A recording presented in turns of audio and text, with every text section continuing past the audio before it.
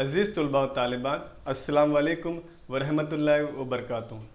अज़ीज़ तलबा, तमहीदी वीडियो में हमने कार ख़रीदी इस नज़्म के ताल्लुक़ से कुछ मालूमात हासिल की थी।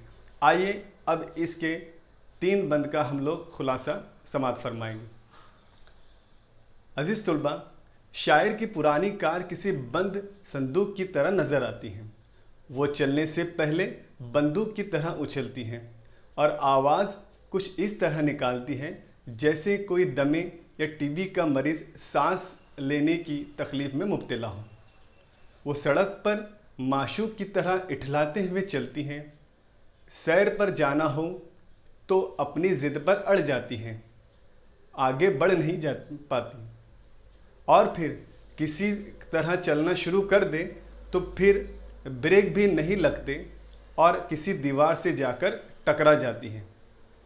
अज़ीज़ तलबा, इस नज़्म के दूसरे बंद में शायर फरमाते हैं कि ऐसी नाकारा कार के ख़याल पर भी लानत है, और माजी का वो लम्हा जब कार ख़रीदी थी, इस फ़ैसले को याद करके आज तक शर्मिंदगी होती है और रोना आता है। शायर तंज़ीह अंदाज में कहते हैं कि मैंने इस कार की चाल पर कई कसीदे कह दिए, क्योंकि चढ़ाई पर यह कार कछुए की तरह रेंग रेंग कर चलती है और ढलान पर हिरनी की तरह चौकड़ियाँ मारते हुए तेज़ी से चलने लगती है। सितम ये कि जब शायर ने स्पीड कम करना चाही तो ये खुद ब खुद स्पीड बढ़ गई और कार सड़क के किनारे लगे किसी चाट के ठेले पर जाके चढ़ गई। अज़ीज़ तलबा व तालिबात, इसके तीसरे बंद में शायर कहते हैं कि कार की हरकतों से लोग परेशान हैं और शायर का जी जलता है।